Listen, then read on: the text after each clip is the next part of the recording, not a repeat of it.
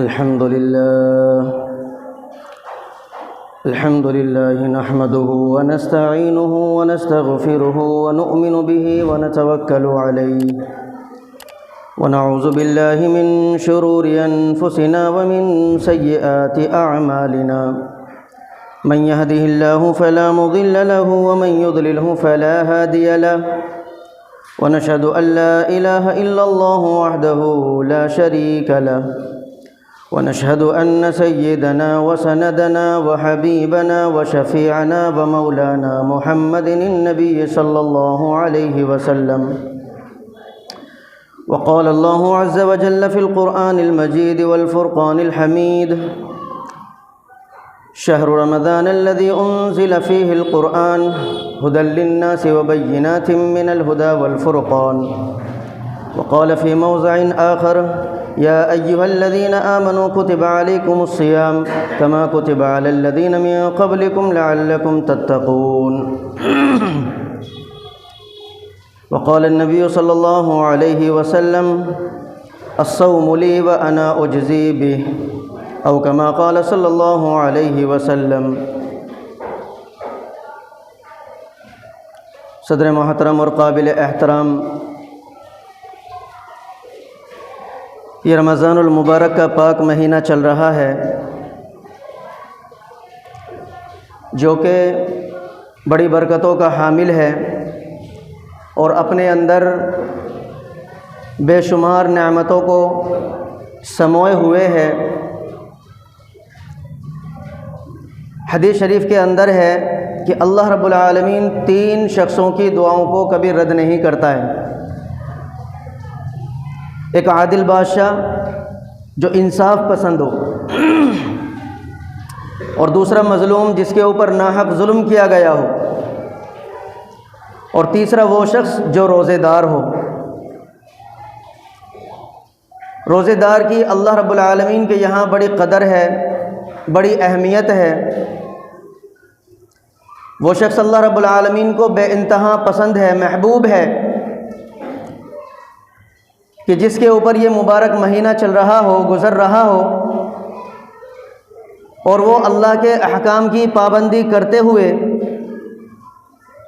اللہ کے حکموں کی پابندی کرتے ہوئے اس کی عبادت میں زیادہ سے زیادہ منہمک رہتا ہو۔ ایسا بندہ اللہ کو بے حد پسند ہے۔ یہ مبارک مہینہ جس کا ایک عشرہ گزر چکا ہے، دوسرا چل رہا ہے مغفرت کا۔ یہ 10 دن جو ہیں لے کر کے 11 سے اور 20 تک، ان 10 دنوں کے اندر اللہ رب العالمین اپنے بندوں کی مغفرت کا فیصلہ فرماتا ہے۔ جو مانگتا ہے اس کو عطا فرماتا ہے، جو گڑ گڑاتا ہے، جو اس کو پکارتا ہے، جو اس سے باتیں کرتا ہے، اس کی باتوں کو، اس کی گفتگو کو سنتا ہے، جو اپنی کمزوریوں کو، اپنی خامیوں کو سامنے رکھ کر اللہ رب العالمین کے سامنے عاجزی اور انکساری ظاہر کرتا ہے، اس کی طرف متوجہ ہوتا ہے۔ سیدنا موسیٰ علیہ نبینا علیہ الصلوۃ والسلام کے دور میں ایک شخص نے حضرت سے کہا کہ حضرت میں بڑا پریشان ہوں، زندگی سکون میں نہیں ہے، ہر وقت بے چین رہتا ہوں۔ موسیٰ علیہ الصلوۃ والسلام نے فرمایا کہ بھائی بات بتاؤ کیا ہے؟ اس شخص نے کہا کہ حضرت میں اللہ رب العالمین سے کچھ چاہتا ہوں، میں اس سے مانگنا چاہتا ہوں، میں اس سے بات کرنا چاہتا ہوں، اگر وہ میری بات کو سن لے، میری بات کو مان لے تو میرا کام بن جائے گا۔ حضرت موسیٰ علیہ نبینا علیہ الصلوۃ والسلام نے فرمایا کہ بھائی بات کیا ہے، بات بتاؤ۔ کہ حضرت مجھے 4 چیزوں کی ضرورت ہے، اگر اللہ رب العالمین کی طرف سے وہ 4 چیزیں مجھے عطا ہوتی ہیں تو میں اس کا بہت زیادہ مشکور اور ممنون ہوں، ساری زندگی اس کا احسان نہیں بھول سکتا، بس میرا رب میرا ایک کام بنا دے۔ سیدنا موسیٰ علیہ نبینا علیہ الصلوۃ والسلام نے فرمایا کیا چاہیے؟ اس شخص نے 4 باتیں موسیٰ علیہ الصلوۃ والسلام کے سامنے رکھی کہ پہلی بات تو یہ کہ میں نابینا ہوں، مجھے آنکھوں کی ضرورت ہے، غیر شادی شدہ ہوں، بیوی کی ضرورت ہے، غریب ہوں، مال کی ضرورت ہے، اور ایک اولاد کی ضرورت ہے۔ سیدنا موسیٰ علیہ نبینا علیہ الصلوۃ والسلام نے کہا کہ تمہاری بات ضرور رکھی جائے گی۔ کوہ طور پر تشریف فرما ہوئے، جو باتیں ہونی تھی ہوئی، پھر موسیٰ علیہ الصلوۃ والسلام نے اس شخص کی باتوں کو رکھا۔ اللہ رب العالمین عالم الغیب ہونے کے باوجود، سب کچھ جاننے کے باوجود فرماتا ہے اے میرے موسیٰ، اے میرے محبوب نبی، اس بندے سے جا کر کے کہہ دے کہ 4 دعاؤں میں سے ایک مانگ لے، میں اس کو عطا فرما دوں گا۔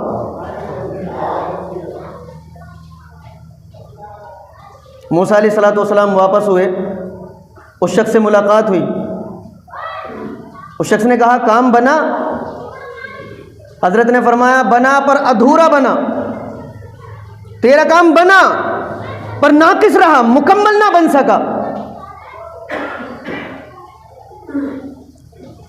فرمایا کہ اپنی 4 باتوں میں سے ایک بات مانگ لے، وہ تجھے عطا کر دی جائے گی، وہ تجھے دے دی جائے گی۔ یہ شخص بڑا پریشان ہوا، سوچ میں پڑ گیا، مانگوں تو کیا مانگوں؟ آنکھیں مانگوں پھر بھی غریب، بیوی مانگوں فائدہ کچھ نہیں، مال مانگوں مزہ کچھ نہیں، اولاد کہاں سے ہو جب بیوی نہیں؟ تو مانگوں تو کیا مانگوں؟ اب دینے والی ذات تو اللہ رب العالمین کی ہے، عطا کرنے والی ذات اللہ کی ہے، دل دماغ عقل شعور سب کچھ دینے والی ذات اللہ کی ہے۔ اب یہ بندہ بڑا سوچ میں پڑ گیا، پریشان ہو گیا۔ بھائی اللہ رب العالمین کا تو خزانہ اتنا لامحدود ہے، ساری کائنات مل کر کے کھا رہی ہے، اس کے خزانے میں ایک رتی برابر بھی کمی نہیں آتی ہے، لیکن سیدنا آدم علیہ نبینا علیہ الصلوۃ والسلام سے آج تک، آج سے قیامت تک ساری کائنات کھاتی رہے، ایک رتی برابر بھی کمی نہیں آنے والی۔ اللہ نے اس کو سوچنے کا سلیقہ دیا، تو اس نے سیدنا موسیٰ علیہ نبینا علیہ الصلوۃ والسلام سے کہا اے موسیٰ، میں اللہ سے یہ دعا مانگتا ہوں کہ میں اپنے بیٹے کو اپنی آنکھوں سے سونے کی تھال میں کھانا کھاتے ہوئے دیکھنا چاہتا ہوں۔ کیا کہا اس شخص نے؟ اپنی آنکھوں سے اپنے بیٹے کو سونے کی تھال میں کھانا کھاتے ہوئے دیکھنا چاہتا ہوں۔ 4 باتیں ایک سانس میں کہہ دی۔ اب موسیٰ علیہ الصلوۃ والسلام ایک دم حیرت میں پڑ گئے کہ مانگنے کو تو 4 مانگنی تھی اور ساری کی ساری باتیں ایک سانس میں مانگ لی۔ یہ عقل دینے والی ذات بھی اللہ رب العالمین کی ہے، وہ ساری چیزیں اسے عطا ہوئی۔ تو میرے پیاروں، اللہ رب العالمین کی ذات بندے کی طرف ہر وقت متوجہ ہے، ہمتن متوجہ ہے کہ کوئی آؤ مجھ سے مانگو، مجھ سے مانگ تو صحیح، نہ دوں تو تب کہنا۔ یہ مغفرت کا عشرہ چل رہا ہے۔ علماء کرام نے لکھا ہے کہ ایک شخص مدینے سے نکلا، احرام باندھا اور خانہ کعبے کی طرف رخ کیا، چلتا چلا گیا اور اللہ رب العالمین کی ذات میں قصیدہ پڑھتا چلا گیا، لبیک اللہم لبیک لا شریک لک لبیک، بس یہ الفاظ، لبیک اللہم لبیک لا شریک لک لبیک، پڑھتا جا رہا ہے، سیدھا پہنچا خانہ کعبے کے اندر، پردہ پکڑا اور پھر رونے لگا اللہ کی ذات کے سامنے، لبیک اللہم لبیک لا شریک لک لبیک۔ پھر دعائیں مانگتا ہے، اے اللہ میں گناہوں کے سمندر میں پھنسا ہوا ہوں، غرق ہوں، ڈوبا ہوا ہوں، گناہوں کی دلدل میں دھسا ہوا ہوں، گناہوں کا پہاڑ میرے سر پر رکھا ہوا ہے، ایک پوٹلا میرے سر پر رکھا ہوا ہے جس کی وجہ سے میں بوجھ کے نیچے دبا ہوا ہوں، تو مجھے معاف فرما دے۔ ادھر سے آواز آتی ہے، لا لبیک، تیری حاضری ہمیں قبول ہی نہیں ہے۔ اب جب ادھر سے آواز آئی، ایک اور بوڑھا شخص خانہ کعبے کے اندر تھا، اس نے بھی سن لیا تو کہنے لگا، او بوڑھے سنا نہیں؟ رد کر دیا گیا ہے، تو ٹھکرا دیا گیا ہے، تو تیری کوئی دعا اللہ کے یہاں قبول نہیں ہے. کچھ بھی مانگ، رو، گڑ گڑا، کچھ بھی کر، کوئی تیری سنوائی نہیں ہے.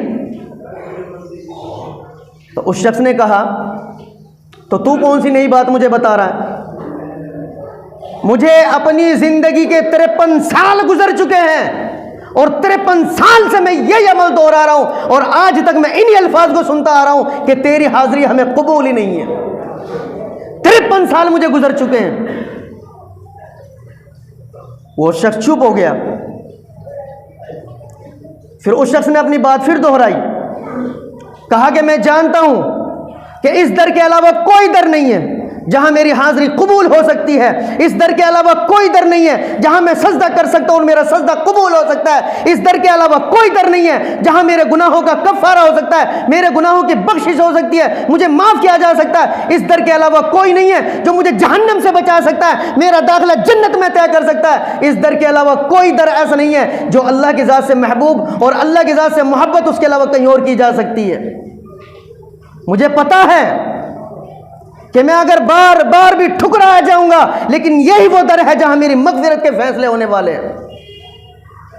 اب اس نے اللہ کی ذات کی ایسی تعریف کی کہ ادھر سے ایک دم آواز آئی، او میرے بندے، 53 سال تجھے مجھ سے مانگتے مانگتے گزر چکے ہیں. میں یہ اعلان کرتا ہوں، مجھے اپنی عزت کی قسم، اپنی شہنشاہی و کبریائی کی قسم، جا، میں نے 53 سال کی تیری ساری کی ساری عبادت قبول کر لی ہے. تو اللہ کی ذات ایسی ہے میرے پیارو، بندے کی طرف نہ ہر وقت متوجہ ہے. کوئی آؤ تو صحیح، اس سے مانگو تو صحیح. یہ مغفرت کا اشارہ ہے نا کہ اللہ رب العالمین کی ذات ایسی بندے کی طرف متوجہ ہوتی ہے. فرشتوں کو حکم دیتا ہے، عرش کے اٹھانے والے فرشتوں سنو، تمام آسمان کے فرشتوں سنو، لوح و قلم کے پاس رہنے والے فرشتوں سنو، سارے کے سارے اپنی عبادتیں چھوڑ دیں اور جو میرے بندے روزے دار ہیں، مجھ سے مانگ رہے ہیں، مغفرت کے طلب ہیں، گناہوں کو معاف کروانے والے ہیں، ان کی دعاؤں پر آمین کہتے رہو. تم آمین کہو گے اور میں ان کی دعاؤں کو ضرور قبول کروں گا. تو میرے پیارو، یہ مغفرت کا عشرہ جو ہے ہمارے اوپر سے گزر رہا ہے اس وقت. اللہ کے یہاں اس بندے کی بڑی قدر ہے جو اس کے روزوں کی قدر کرتا ہے، اس مبارک مہینے کی قدر کرتا ہے، عبادت کا زیادہ سے زیادہ اہتمام کرتا. اللہ کے یہاں اس کی بے انتہا قدر ہے. اور جانتے ہو ہلاک ہونے والے کون سے شخص ہیں اس ماہ مبارک میں بھی؟ حضرت کعب بن عجرہ رضی اللہ تعالیٰ عنہ بیان کرتے ہیں، فرمایا نبی کریم صلی اللہ علیہ وسلم نے کہ 3 شخص ایسے ہیں جن کی دعا یہاں بھی قبول نہیں ہوتی ہے، اس مہینے میں بھی قبول نہیں ہوتی ہے. فرمایا کہ وہ کون سے شخص ہیں؟ امام الانبیاء محبوب کبریہ جناب محمد الرسول اللہ صلی اللہ علیہ وسلم مسجد کے اندر داخل ہوئے. آپ نے ممبر کے پہلی سیڑھی پر قدم رکھا، فرمایا آمین. دوسرے درجے پر قدم رکھا، فرمایا آمین. تیسرے درجے پر قدم رکھا، فرمایا آمین. حضرات صحابہ نے آپ کو دیکھا، فرمایا اے اللہ کے رسول، آج ہم نے آپ کی ذات سے وہ عمل دیکھا آج سے پہلے کبھی نہیں دیکھا، کیا معاملہ ہے؟ ذرا اس کی وضاحت فرما دیں.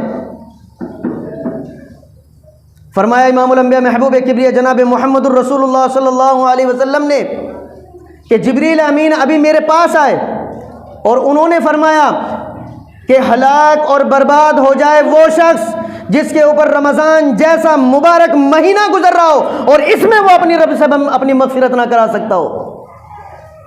اور فرمایا کہ ہلاک ہو جائے اور برباد ہو جائے وہ شخص کہ جس کے سامنے آپ کا ذکر مبارک ہو اور وہ آپ پر درود نہ بھیجے اور آپ ہر بات پر آمین کہتے رہے. اور فرمایا کہ ہلاک اور برباد ہو جائے وہ شخص کہ جس کے سامنے اس کے ماں باپ ہوں یا دونوں میں سے کوئی ایک بڑھاپے کی حالت کو پہنچ گیا ہو اور وہ ان کی خدمت کر کے جنت کا مستحق نہ بن سکتا ہو. میں نے کہا آمین. تو ہر درجے پر قدم رکھتے رہے، آمین فرماتے رہے. دعا مانگنے والا کون؟ جبریل. آمین کہنے والے کون؟ پیارے نبی. تو فرمائے کہ دعا اتنی مضبوط ہو گئی کہ اگر وہ عمل اس بندے کی زندگی میں نہیں ہے تو ہلاک اور بربادی کا اس کے لیے کوئی پھر شک نہیں ہے، اس کی زندگی برباد ہے. اس لیے میرے پیارو، اس مہینے کی قدر کرو. خدا کی قسم اللہ رب العالمین تمہاری قدر فرمائے گا. عبادت کے ذریعے نمازوں کے ذریعے، تلاوت کے ذریعے، زیادہ سے زیادہ ذکر کے ذریعے، پیارے نبی پر درود کے ذریعے، اللہ کے راستے میں خرچ کرنے کے ذریعے، تم اللہ کے راستے میں 1 روپیہ خرچ کرو گے تو بھی اللہ رب العالمین تمہاری مغفرت کے فیصلے فرمانے والا ہے۔ اس مہینے میں جتنا کچھ بھی کرو گے اللہ کی طرف سے تمہارے لیے مغفرت کے فیصلے ہونے والے ہیں۔ بس بندے کا دل مضبوط ہونا چاہیے، اس کا یقین کامل ہونا چاہیے کہ میں جو بھی کچھ کر رہا ہوں وہ اللہ کی رضا کے لیے کر رہا ہوں، ہے نا۔ بادشاہ کی سواری گزر رہی ہے، ایک چھوٹا سا واقعہ، بادشاہ کی سواری گزر رہی ہے اور بہلول رحمۃ اللہ علیہ سمندر کے کنارے، دریا کے کنارے وہ بنا رہے مٹی کے گھر بنا رہے ہیں۔ بادشاہ نے دیکھا تو فرمایا کہ کیا کر رہے ہو بہلول، یہ کیا کر رہے ہو تم، مٹی میں پیر دے کر کے کیا کر رہے ہو؟ دیکھتے نا بچے ندی کے کنارے، سمندر کے جھیل کے کنارے وہ مٹی میں پیر دے کر کے گھر بناتے مٹی کے۔ تو کہنے لگے بادشاہ سلامت، میں جنت کے گھر بنا رہا ہوں، جنت کے محل بنا رہا ہوں۔ کہ ماشاء اللہ جنت کے محل بنا رہے ہو، بیچو گے؟ کہ بیچنے کے لیے تو بنا رہا ہوں۔ کہ ایک گھر کتنے کا ہے؟ لیکن ایک گھر 10 درہم کا ہے۔ کتنے کا؟ 10 درہم کا ہے۔ اب بادشاہ مسکرایا اور روانہ ہو گیا، یہ تو دیوانہ ہے، مجنون ہے، یہ اللہ کی محبت میں گرفتار ہے۔ کون ہے جو مٹی کے اس طرح گھر بنائے جائیں اور 10 روپے میں ان کو خرید لے؟ بادشاہ مسکرایا، نکل گیا۔ پیچھے سے ملکہ کی سواری گزری، ملکہ نے کہا بہلول کیا کر رہے ہو؟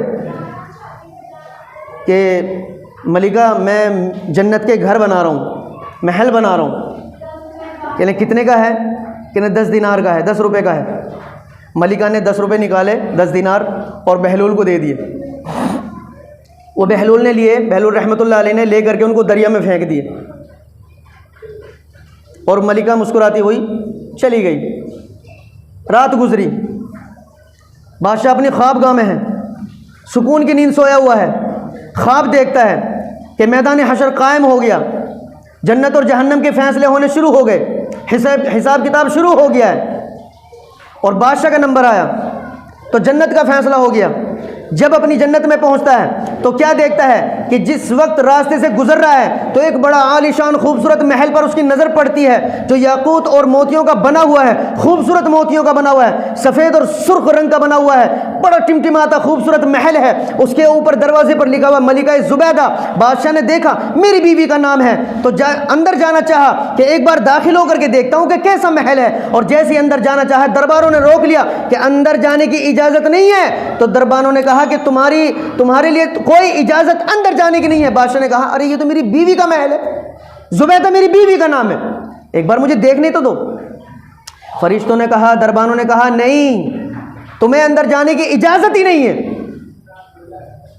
اب بس اتنا عمل اس نے دیکھا خواب کے اندر تو ہڑبڑا کر کے اٹھا، اپنی بیوی کو اٹھایا، کھڑی ہو، بڑی سکون کی نیند سوئی ہوئی ہے، سب کچھ تو ہی لے گئی، مجھے کیا ملا؟ کچھ بھی تو نہیں۔ اب میرے سرتاج کیا ہوا؟ ایویں ہی گرم ہو رہے ہو، کچھ بتاؤ تو صحیح، تمہارے علاوہ تو میرا کوئی بھی نہیں ہے، ہم دونوں ہی تو بس ہم دونوں ہی تو ہیں محبت کرنے والے، پیار کرنے والے، تو مجھ پہ گرم ہونے کی کیا ضرورت ہے؟ بادشاہ سلامت نے کہا کہ میں نے ابھی خواب دیکھا ہے، خواب میں تیرا محل دیکھا ہے، اور بڑا خوبصورت محل دیکھا ہے، ایسا محل دیکھا جو میں نے اپنا بھی محل نہ دیکھا۔ کیا عمل ہے کہ نماز آپ پڑھتے ہو میں بھی پڑھتی ہوں، قرآن آپ پڑھتے ہو میں بھی پڑھتی ہوں، عبادت آپ کرتے ہو میں بھی کرتی ہوں، آپ اگر مجھ سے محبت کرتے ہو میں بھی آپ سے محبت کرتی ہوں، آپ کے مال کی حفاظت کرتی ہوں، اپنے نفس کی حفاظت کرتی ہوں، کوئی عمل آپ سے باہر نہیں کرتی ہوں، تہجد آپ پڑھتے ہو تو میں بھی پڑھتی ہوں، کوئی بھی عمل آپ سے باہر نہیں ہے، تو پھر میرا کون سا عمل آپ سے بڑھ گیا ہے؟